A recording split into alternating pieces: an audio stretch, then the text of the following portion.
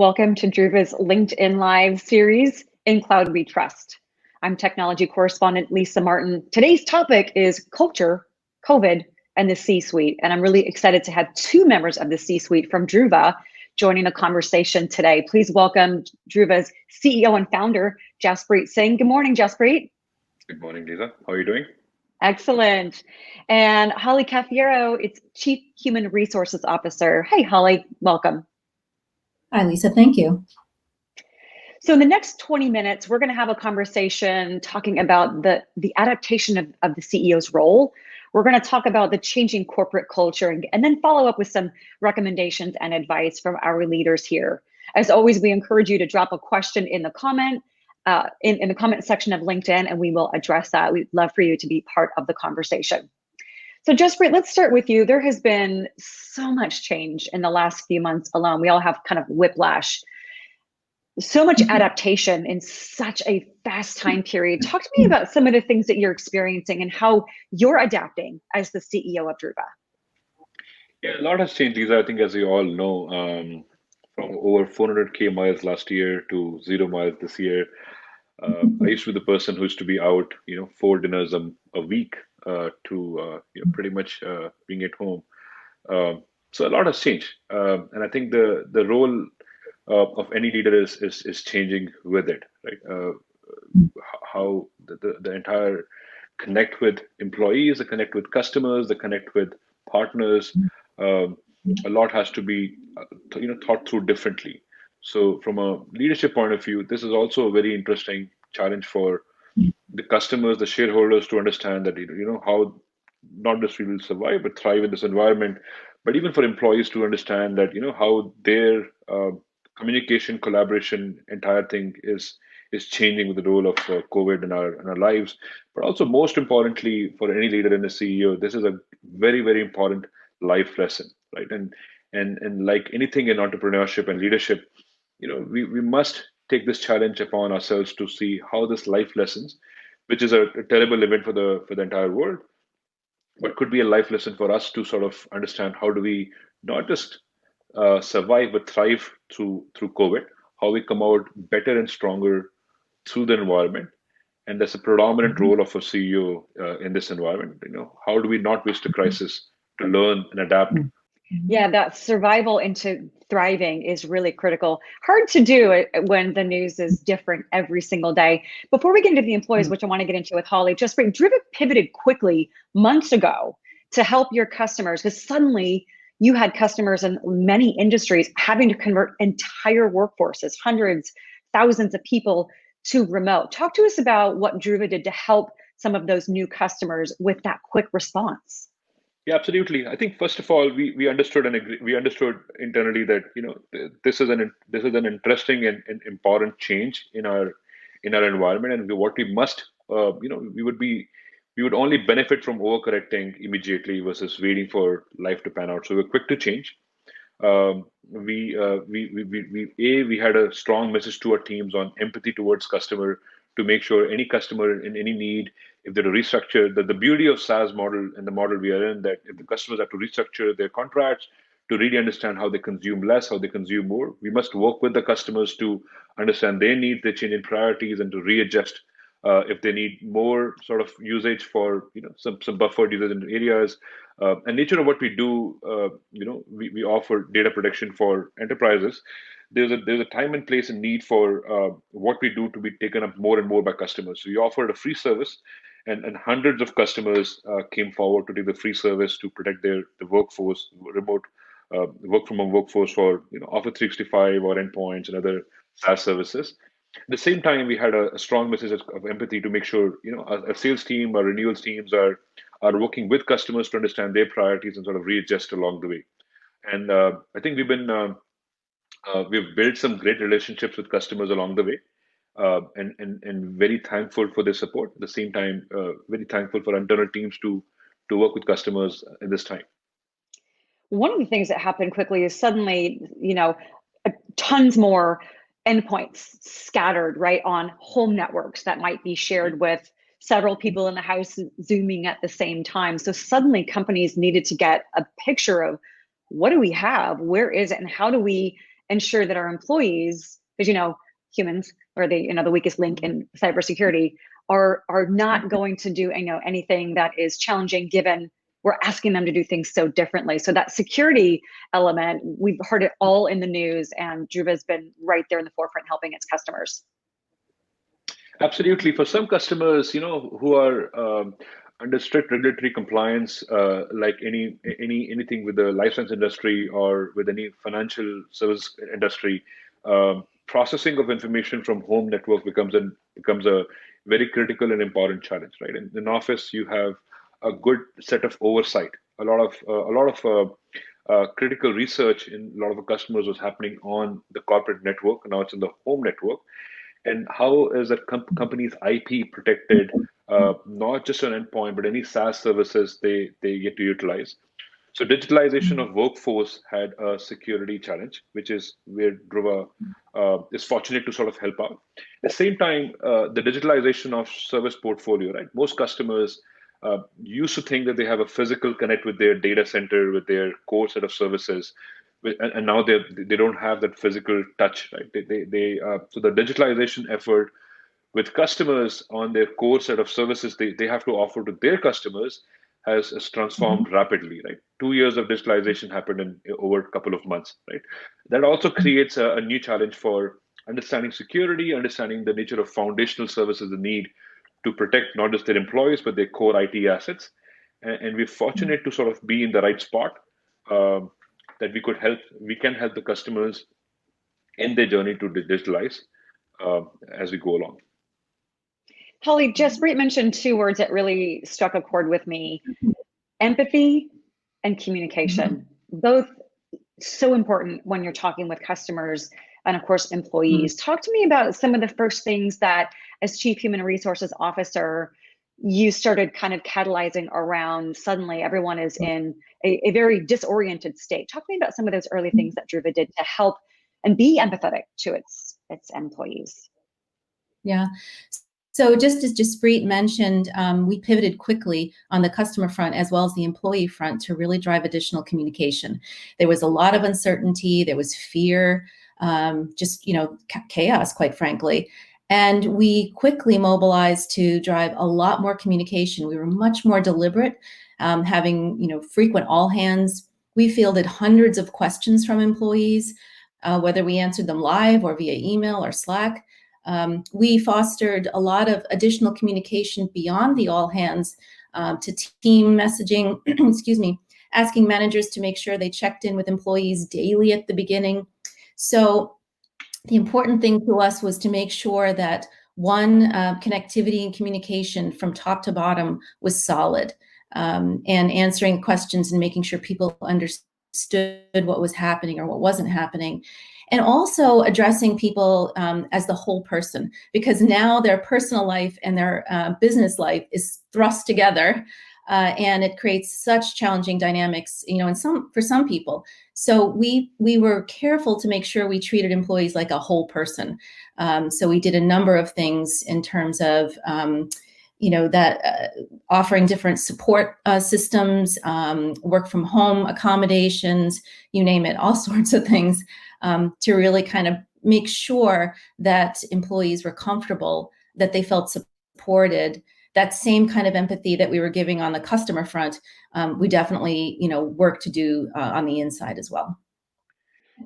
Oftentimes, it starts with, as we, I have a 2-year-old, and and my wife works for a startup. So understanding what's happening in the person's life becomes very important.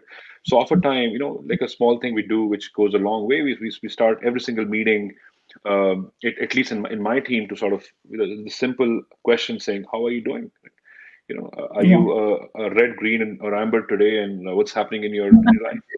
And let's give the person a space to speak about, are they having a difficult time, a great time, challenge with their multi-generational families issues, or kids issues. And so a lot happens with a simple question, right? So I think it's being aware, being mindful, being empathetic towards personal situation, is definitely the need of an hour, and definitely has worked well for Druva, and grateful for all the hard work people have done to to actually Mhm. do very well through this hard times. Yeah, if you're just joining us, Lisa Martin talking with the CEO of Druva, Jaspreet Singh, and its Chief Human Resources Officer, Holly Cafiero. Drop us a note. We're talking about culture, COVID, and the C-suite. Let's talk about culture, because one of the things I saw from a VP from AWS that I've known for years, Druva's built on AWS, she tweeted a few weeks ago this quote that really stuck with me, and I think about it almost every day. And it said, "Do I work from home or do I live at work?" And that is a really bona fide question, even for people who used to work from home multiple days a week or even full time. Doing so in a pandemic is not the same. Holly, talk to us a little bit about the adaptation of Druva's corporate culture to kind of know people kind of probably think they're living at work. I know we've spent a lot of time having employees think through this and consider kind of good boundaries, good healthy boundaries. So, we have a strong culture of collaboration and communication, right? Driving really authentic conversations and making sure that we really get down to the root of our concerns. So with that, it's people get very engaged and very excited about what they're doing, but sometimes we hear the boundaries between their work and their home life get blurred, And so we've run workshops, we've done different things. We have a group called Druva Stars that helps employees kind of come together informally and unwind and try different things so that there's a little bit of camaraderie. So that's a separate thing, the camaraderie between employees. Then there's this help kind of thinking through and letting them know, it's okay. Put a block in your calendar, right? Create that separation, because I think what's happening in some cases is your meetings will start at the crack of dawn because people know you don't have a commute anymore, right? And they'll go into the evening, and we're a global company, so we have half of our folks are in India and the US, and we got a bunch in the UK. So we really encouraged people to create those healthy boundaries. Take care of yourself, take care of your family. Don't feel guilty. Our culture here is that we really care about each other. We're very, very committed to what we do. It's such a healthy, nice feeling, but that can bleed over into the personal life pretty easily. So yeah, so it's been a challenge, but I think we keep reminding people. So we're getting there. We're getting there. Yeah, the digital workday is so different because you're right. It can be 5 a.m. to 9:30 p.m. and or by 2 p.m. you realize, did I eat today? That's a real challenge. And so I applaud that you encourage your folks to block some time out for yourself, because ultimately the productivity and the impact that Druva can make to its customers is going to be better. Just we have a hot question coming in for you. Sagar asks, are you thinking of layoffs during this time? No, we are fortunate to be in an industry which is not as deeply impacted as some others. So we haven't done layoffs and would not be thinking of layoffs. In fact, we are actually aggressively hiring when we have over 100 open positions right now. In fact, we just had Druva's new Chief Information Security Officer and CISO on, Drew Daniels, on our episode a couple weeks ago, talking about Salesforce. So that's one example of a big new hire at Druva. It's true. We are at the right levels, making multiple hiring, and as I said, over 100 positions. Absolutely. Let's move on to our final topic in the last 5 minutes or so. Holly, let's talk about continuing on to some of the things that you said. As we look forward, and we're hearing from many industries, numbers, predictions, only 50% of the workforce will come back, 30%, et cetera. Gartner's got numbers. Everybody's got numbers and predictions. What is your advice for people, if this persists probably through the rest of this year, to actually get work-life balance besides just setting blocks in your calendar? Because that "do I live at work" kind of thing is real. Yeah, I think I would say, we continue the strong communication, and what we've encouraged, as Jaspreet mentioned, is it's okay to talk about your personal life and what's going on, right? So that employees feel like I'm a whole person and I need that balance and still continue to fight for it. We recognize that when our planning right now is to remain at home until January roughly. We'll have a couple of sites that'll start to come in a little bit. but we don't know what it's going to be like in January. And so this may persist. And so the key is to allow that flexibility, trust your employees, drive a lot of communication, two-way communication, pulse surveys, continue with the all hands meetings or Zooms. But keep that communication alive, keep that connectivity with everybody. And I think that's the single most important thing, because we've had, incredible productivity. Yes, some of it is due to the world being closed, but it's also a matter of just, making sure that people know the company is still thriving. We're still moving ahead. There's lots going on. As Jaspreet mentioned, so many open positions still. So for us, it's a very vibrant environment. And if you have that, grab it and keep running with it. That's great advice. If you have it, grab it. Jaspreet, last question for you. Looking forward, what's some of the advice that you would give to your peers at the CEO level who might not be as transparent and communicative and empathetic as you've been to your team? Yeah, good question. So I remember the day, a few years back, we were meeting with a few partners at Sequoia Capital, and they have a philosophy, and they have a saying that when you sometimes go into their summer offsites, they have this giant sequoia tree cut into cross section, right? And in the sequoia tree, you can see all the circles, right? And then someone pointed out that look at the circles. Some of them have dark, sections. The circles are very close together, and some circles, when the life was not as good, um, when there was not much water or air quality for the tree, the tree did not grow as fast, and hence the circles were more close together and darker in color. And when there was plenty of water and plenty of air, the tree grew faster and the circles were more spread across.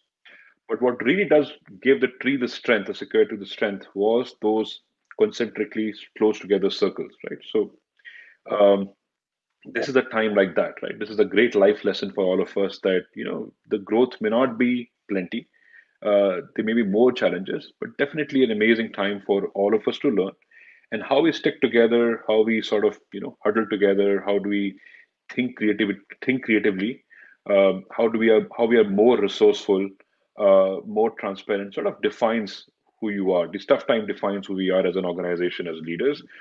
So I think employees and customers are both, and even shareholders are great assets in these cases. So getting them along with the journey, the dream which you started the company with, or your passion, getting them along with you on the passion is gonna just give amazing rewards as this tree grows to life. Jaspreet, thanks so much for sharing your insight, what you're doing internally, what you're doing with customers. We appreciate your time. Thank you.